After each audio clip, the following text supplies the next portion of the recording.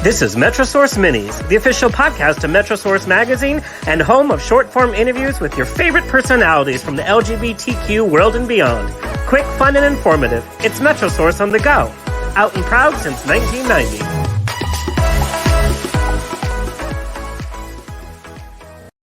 Well, hello. This is Metrosource Minis. I'm your host, Alexander Rodriguez, lead writer for Metrosource and avid podcaster. You may have noticed that the History Channel started heating up this summer with a member from our community chatting it up about all things Egypt. Today, I chat with Egyptologist Nicholas Brown, who has worked as an archaeologist in Egypt for 10 years. He received his MA degree in Egyptology from the American University in Cairo and currently is an Egyptology PhD in training at UCLA. Currently, he lives between LA and Cairo, and his excavation experience includes working with the archaeological sites in Aswan, as well as funerary sites. Funerary, did I say that right? In Luxor, Amarna, and the Sudan. In 2016, he conducted archival research for the MFA Boston's Egyptian Art Department's exhibit, Ancient Nubia Now. He's been seen as an on-screen expert and was featured in History Channel's Unexplained with William Shatner, with my boy Will. You can check out my in-depth article with him in our Pride issue of Metrosource on newsstands across the nation or at metrosource.com. Please welcome Nicholas Brown. Hey everybody, Alexander, thanks for having me. Great to be here. You know, it's funny because we hang out and we chat, but then when I have to be all technical, my mouth just doesn't know how to do all these Egyptian names and everything. It's like, what? I thought you did a great job. So we chatted in the article about the fact that while other kids were playing video games and, playing with toys and whatever, you were enthralled with ancient history. What was it that was so exciting to you as a young kid? Yeah, I think, growing up and learning about ancient Egypt and getting books and watching TV shows about it and the History Channel and stuff, just became fascinated with things like pyramids and mummies and golden treasure. And I think really the draw for me was the kind of the adventure of the job, right? Just you're going to a foreign country, you're doing this work out in the desert, you're finding and discovering new things. And so I think that all of that is really kind of what started my interest and my passion for archaeology and for Egypt. It's funny when my friends know that we're hanging out or talking, they're like, oh, well, who is this Nicholas Brown? I'm like, he is literally the current day Indiana Jones. You're really in the thick of it. You're uncovering sites and new artifacts. I mean, that's very, very exciting. We're in this digital age where everything's on the computer, but you're actually touching ancient history. But I'm not sure what would be more scary, coming out as gay or coming out as, I want to be an Egyptologist. What was that conversation like with your family? I think, well, they both were scary for different reasons. Absolutely.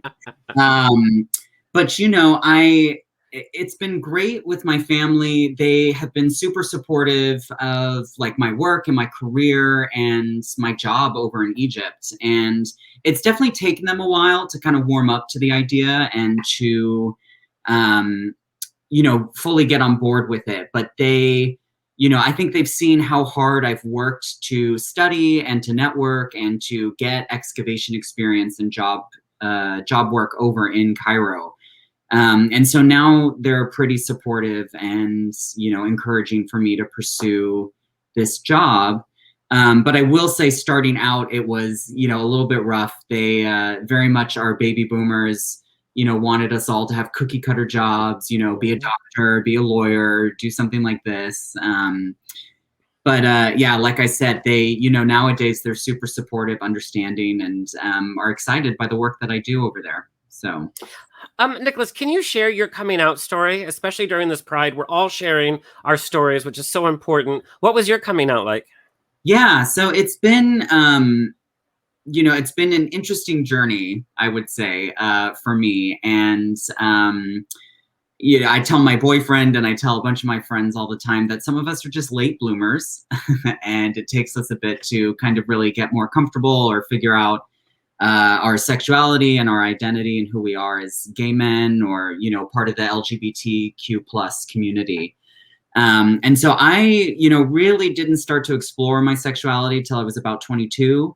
when I actually moved away from California and moved to Egypt, ironically, of all places. Yeah.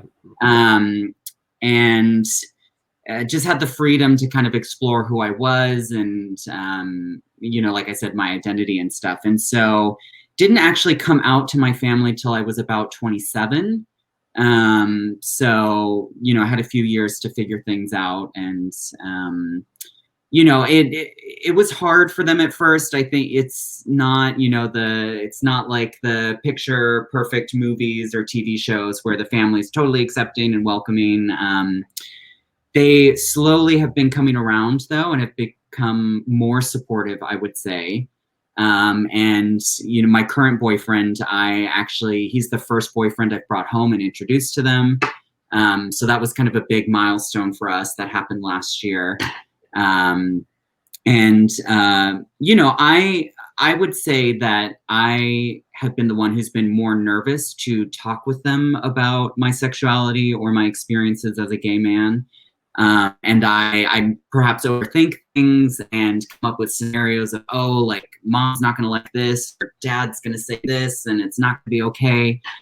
But then I have always been pleasantly surprised or shocked by like their reaction, which has been positive to, say meeting my boyfriend, or, having my boyfriend over to the house for the first time, or these different, experiences with it. And so, everybody's different. Everybody has their own, stories or backgrounds or experiences that affect, their outlook or, say their support of LGBTQ plus, community members. But, I would just encourage everyone, especially during this Pride Month this year, to just be yourself, be happy, be safe, and empathy and patience, I think, go a lot farther than you realize.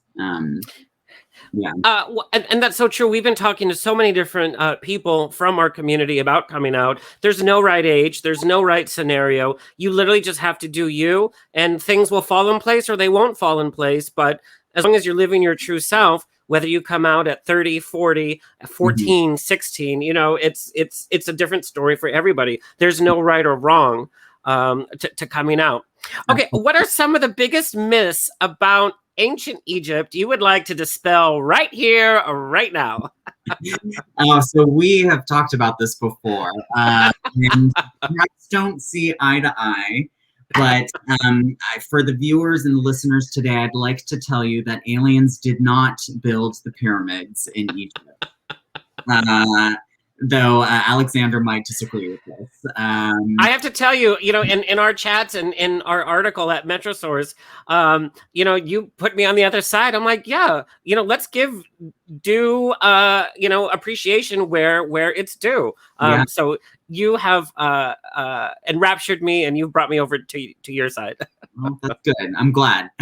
So, while ancient aliens and, them building the pyramids and stuff is definitely an interesting interpretation of the evidence, I don't really think it's based in anything concrete. Whereas, with the ancient Egyptians, we have to, like you said, we have to give them credit where credit's due. And this ancient culture, this ancient society, they were these incredible engineers, mathematicians, architects. We see that with the pyramids at Giza, with the dozens of other pyramids throughout the country, or these massive temples that they built down in Luxor. And so, these were really smart men and women who, could come together as a cohesive group and, build these incredible monuments which have lasted over 5,000 years, and which we can go and visit today. So you said something that really struck me, because it's like, we don't know how the pyramids were built. And you're like, well, of course not. The pharaohs and their empire at that time wanted to keep everything to themselves, because that was their innovation. That was their community. Why share these secrets? And that really struck me, because it's like, yeah, that totally makes sense. I don't want to give my secrets away to people. And so that's why, it's a mystery, and it's a beautiful mystery, and it's an appreciation of where our culture has come from. Because there's a lot of Egyptian culture in everything that we do, from our mathematics to our astrology to our architecture. But I can't imagine packing my bags and heading off to Cairo to attend university. What were you most nervous about in preparing for that 4-year commitment? Yeah, no, totally. It's, I think for me, the most nerve-wracking thing was moving so far away from home. So I grew up here in California, up in Santa Barbara County. I did my undergrad at UC Santa Barbara, so maybe an hour away from my home. And then at 22, to just decide to move halfway around the world, a flight that takes, the fastest I've ever done it is 21 hours to get from California to Egypt. And so, oh my God. you just feel very isolated and, far away. So I think that was a big thing, and just leaving friends and family and close ones. Then of course there's things like the culture shock. I mean, us as Americans, we're so different from, Middle Eastern Arab culture. And while those differences can be beautiful, they can be overwhelming at the same time. And especially the language barrier, right? So obviously we speak English, and over there they speak Arabic. And so that I was kind of just thrust into this crash course of having to learn Arabic to direct a taxi or to order food at a restaurant. So while, the first few months were initially overwhelming and hard in some ways, I very quickly found in Cairo a great community of friends and colleagues who we all kind of banded together to kind of support and just love on each other, and really just be there for each other when we needed it. Some days are easier than others, and so that was great. So I think all of that really helped with my transition from life in America to life over in the Middle East. So. Tell me about your first dig. It's not like you tell them, hey, I want to study Egypt, and they hand you a shovel. It's kind of a complicated process. Can you tell us a little bit about that? Yeah, of course. So it's, as an undergrad, when I was doing my BA, I realized that I needed to get excavation experience in order to really kind of properly call myself an archaeologist. So I ended up through UCLA, actually, signing up for kind of an archaeology field school, where I went as a student, but I was being trained by archaeologists and professionals in the field of Egyptology and Egyptian archaeology. So I had to pay way too much money to do it. That's just how those field schools run. Though I did get university credit for it, so that counted at least. But yeah, paid a lot of money. Went out to Egypt in January of 2011 and lived in a small dig house out in the middle of the desert, excavating at Amarna, which was an ancient capital city in Egypt during the New Kingdom. And that was amazing. That was an incredible experience. 2011, that was my first trip to Egypt ever. And so not only was I just thrilled to be in this country that I'd been like fantasizing about for, since my childhood, but it was really great to experience the culture, to meet Egyptians, and to actually live in Egypt and realize that this is just such a beautiful country that I love, and beautiful people, and a place that I for sure wanted to spend the rest of my career working at. So that definitely was a life-changing, excavation for me. I have to tell you, I took a 2-week trip to Israel at about that age, and it really changed my life. We tend to kind of exist in our bubble, especially here in Southern California, and we forget there's a whole world out there that's so different from us that we can learn from. It was a beautiful experience. Now, the gay man in me wants to know, what does one pack when you're going on your first dig? Was it like all cargo pants and t-shirts? Yeah, pretty much. So it's, we have to remember Egypt is in the desert, right? So, while it's really hot during the day, it gets really cold at night. So you just have these huge temperature fluctuations. So I had this weird eclectic bag of, as you said, cargo pants, t-shirts, boots for my work during the day. But then at night I needed sweaters and scarves and beanies and So it just was, you know, hard to pack just one bag for different weather and you know, temperature conditions and whatnot. And so, you know, and then yeah, like the balance of like the work clothes with kind of like the play going out clothes. Mm-hmm. Yeah. Tell me a little bit about the background of what makes a successful Egyptologist. What is the end goal? Is it to uncover a new tomb? Is it to write a new theory? Is it to be on TV? What's the end goal of an Egyptologist? Yeah, I think for me and my colleagues, you know, that goal will be different for everybody. So some people are really adamant about becoming university college professors. Others want to work in museums as curators. I think for me, my goal is to definitely make a contribution to the field of Egyptology. Not necessarily in terms of like academics or you know, a grand new discovery or coming up with a new theory, but for me, what I hope will be my contribution to Egyptology is actually helping to bridge the gap more between, you know, us as foreign archaeologists, so as Americans, Europeans, either some Japanese Egyptologists even, to bridge that gap between us as foreigners and our Egyptian colleagues who are working in Egypt. And what I really am hoping for is that we can work together side by side as one unit. Because currently, and it's getting better over the decades and stuff for sure, but currently it's a very divided field where, you know, you have your Egyptian teams doing excavations and you have your foreign teams doing excavations. And I very much want that to be just a mixed group, and it's not us versus them or, you know, whatever. It's, you know, two groups working together. And, you know, I've spent 3 years here at UCLA studying Arabic to help improve that. Definitely partner with my Egyptian colleagues at the Egyptian Museum in Cairo to do object studies and work over there. And so I'm really trying to like let that be my impact on the field.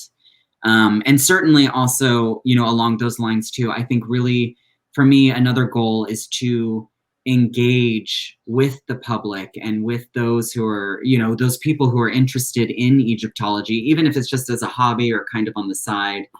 I want to, you know, whether that's through television or media or online forums or what have you, I have this great passion for Egyptology and I want to share that with others.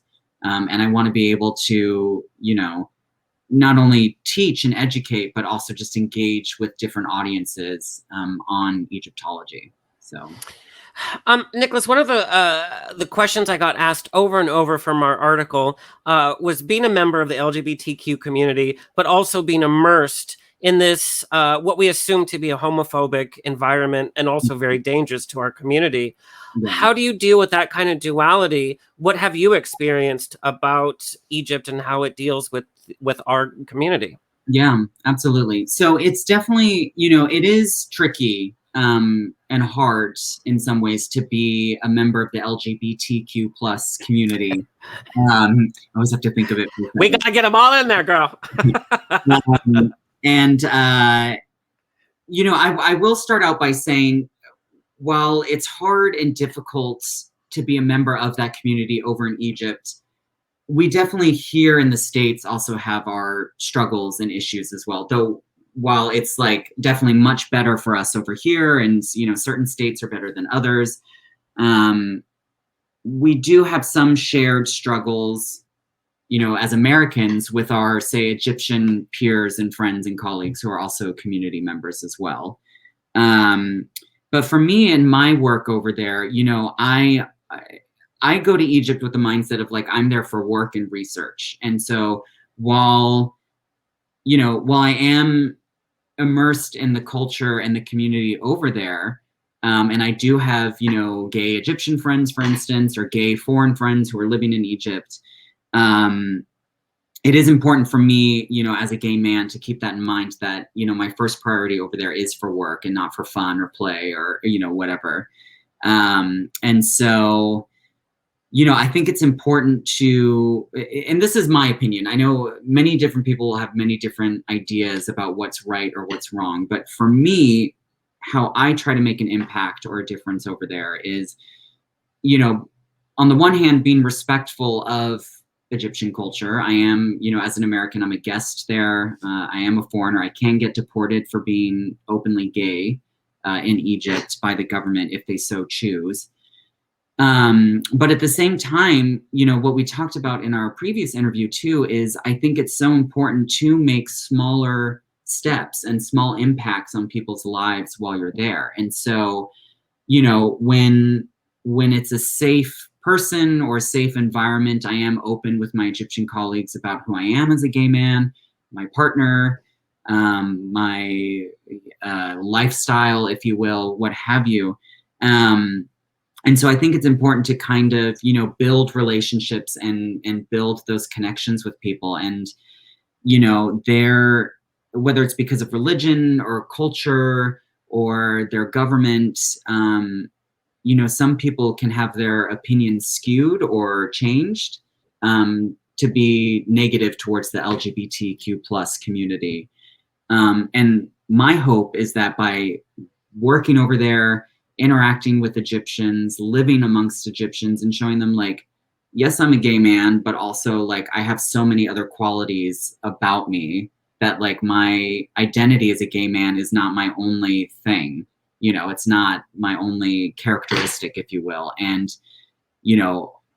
along those lines too, by, I want to build these relationships with people and show them that like being gay is not like a bad thing, and it's not a negative thing like you've been conditioned to think.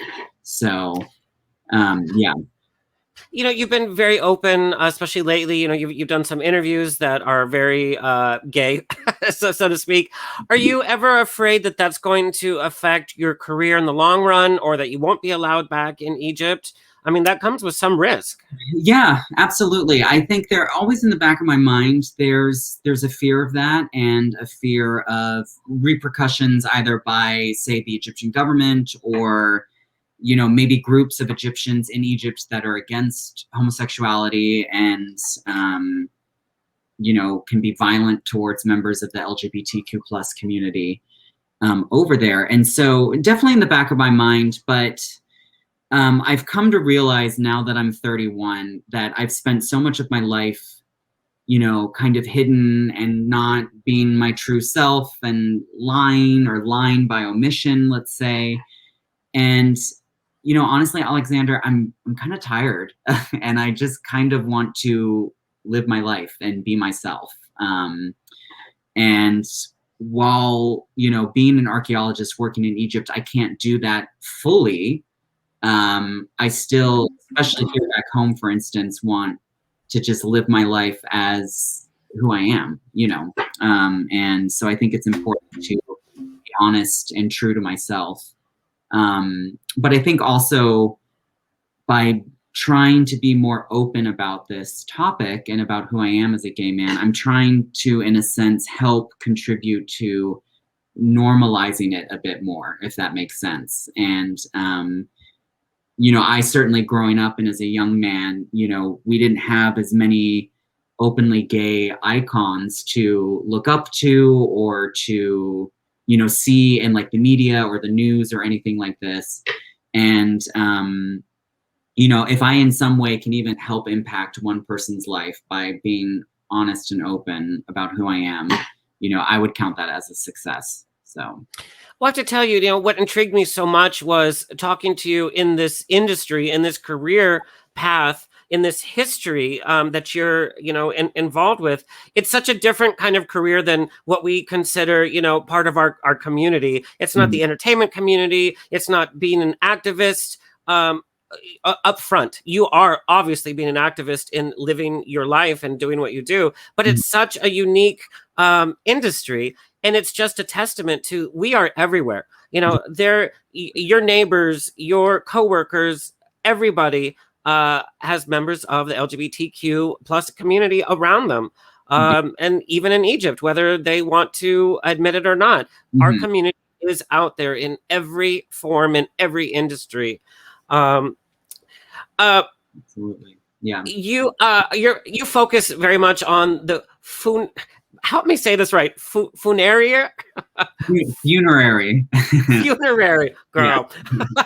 um, uh, that's really like your expertise in ancient Egypt, studying ancient lore, the beautiful rituals, knowing that many religions take our stories or the religion stories from those ancient Egyptian stories. What is your personal take on life after death?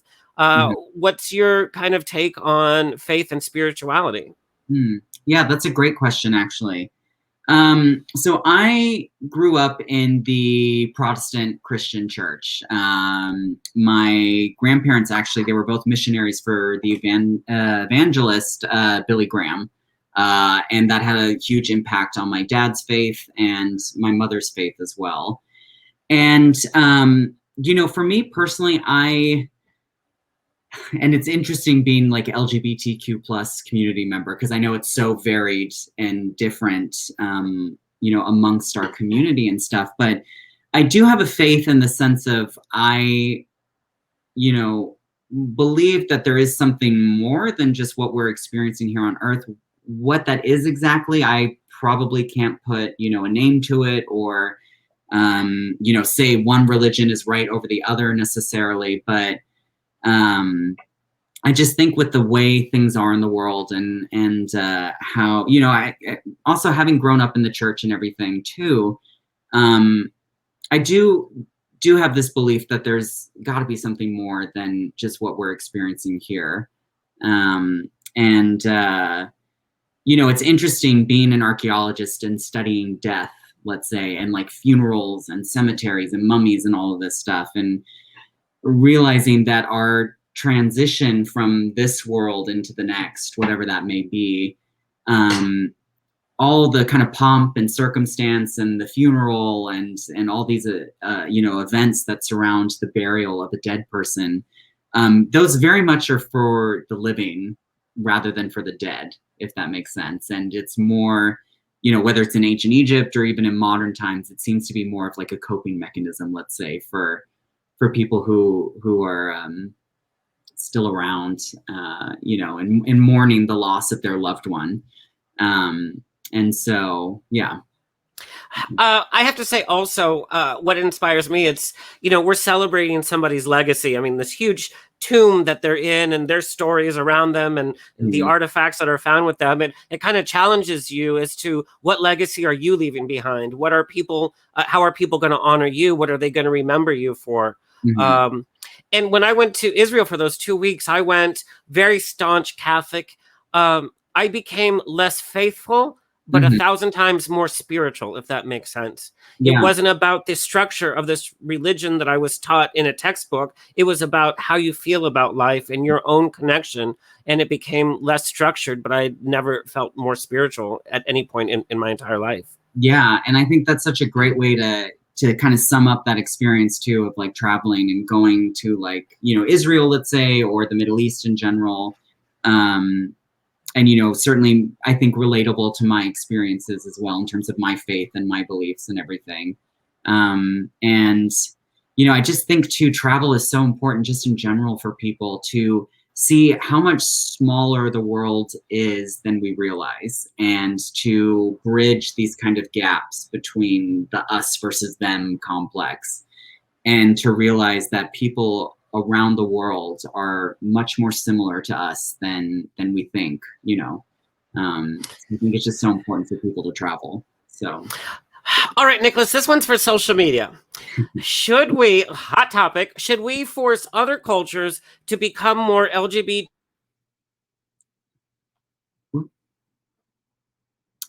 TQ friendly, or at least hot topic? Sorry, Alexander, I might have lost you there for a little bit, so I missed the question. Okay. Yeah. So, hot topic. Yeah. Should we be forcing other cultures to become more LGBTQ friendly, or at least not killing us? Yeah, certainly at least not killing us. I think that's an absolute.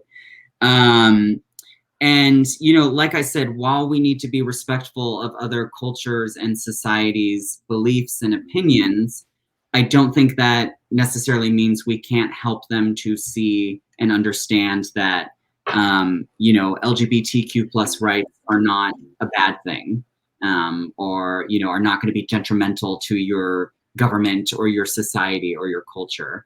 And as you mentioned before too, by being more aware and open and honest about who we are as community members, you start to see that we're in a lot more places throughout the world and a lot more careers and jobs than people realize. So I think that's all important. So. All right, Nicholas, tell everybody where you want them to find you and follow you. Yeah, so if you're interested in my work or just Egyptology in general, check out my Instagram. I think Alexander's got the link up there for you, or the handle.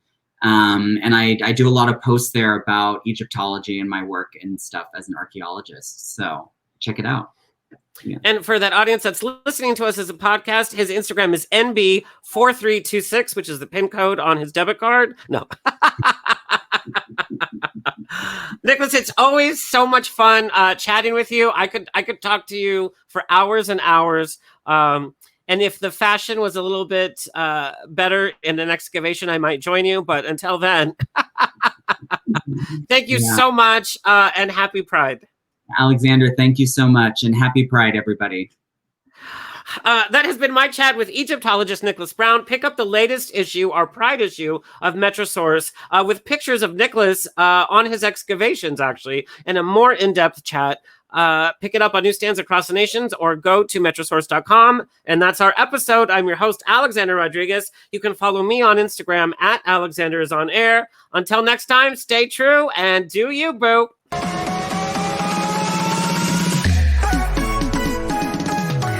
That has been another Metrosource Mini. Like, share, and subscribe on your favorite podcast player, and check out the latest issue of Metrosource magazine on newsstands or online at metrosource.com. Follow us on Facebook, Instagram at Metrosource, and on Twitter at Metrosource Mag. Until next time, stay fabulous.